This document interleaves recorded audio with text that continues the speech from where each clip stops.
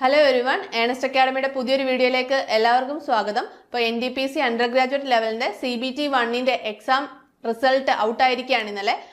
അതിനോടൊപ്പം തന്നെ CBT 2ന്റെ exam ഡേറ്റും അവർ അനൗൺസ് ചെയ്തിട്ടുണ്ട്. അപ്പോൾ നമുക്ക് നോക്കാം. ട്രിവാൻഡ്രം സോണിന്റെ കട്ട് ഓഫ് നോക്കുവാണെങ്കിൽ കാറ്റഗറി നമ്പർ 1 പോസ്റ്റിന് UR കാറ്റഗറിക്ക് വന്നിരിക്കുന്നത് 73.5 ആണ്. കാറ്റഗറി നമ്പർ 2ന് 71.46, കാറ്റഗറി നമ്പർ 3ക്ക് 70, 5ന് 73.17, SCയിലേക്ക് വരുമ്പോൾ 59.2, 57.9, 55.98, 59.18 ഇങ്ങനെയാണ് കട്ട് ഓഫ് വന്നിരിക്കുന്നത്. STയിലേക്ക് 55.42, 53.76, 51.15, 53.33 ഇങ്ങനെയാണ് ഓരോ കാറ്റഗറിക്കും വന്നിരിക്കുന്ന കട്ട് ഓഫ് എന്ന് പറയുന്നത്. അപ്പം നമ്മൾ ചെന്നൈ സോണിലേക്ക് പോവുകയാണെങ്കിൽ ചെന്നൈയിൽ കട്ട് ഓഫ് വന്നിരിക്കുന്നത് URന് 76.79 ആണ്.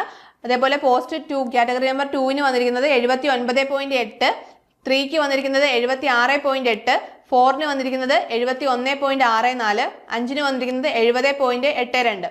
അപ്പം 70ന് മുകളിലാണ് ഓവറോൾ കട്ട് ഓഫ് വന്നിരിക്കുന്നത് ഇപ്പോൾ. അതേപോലെ ഇത് ക്ലിയർ ആക്കിയവർക്ക് ഒരു കൺഗ്രാറ്റുലേഷൻസ്. അതേപോലെ CBT 2വിനായിട്ട് നല്ല രീതിയിൽ തയ്യാറെടുക്കുക. നമുക്ക് CBT 2ന്റെ എക്സാം ഡേറ്റ് ഓൾറെഡി വന്നിട്ടുണ്ട്.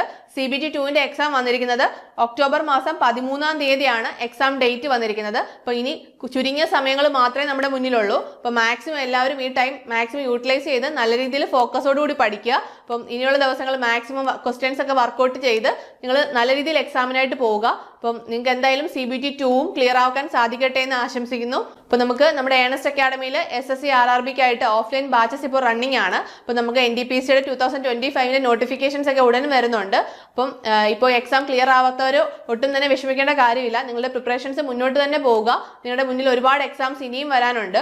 അപ്പം നമ്മുടെ ഏണസ്റ്റ് അക്കാഡമിയുടെ SSC RRBയുടെ ഓഫ്ലൈൻ്റെ കൂടുതൽ ഡീറ്റെയിൽസ് അറിയാൻ കമന്റ് സെക്ഷനിൽ കാണുന്ന ഗൂഗിൾ ഫോം ഫില്ല് ചെയ്യുക. അപ്പം നമുക്ക് അടുത്തൊരു വീഡിയോയുമായി വീണ്ടും കാണാം. All the best.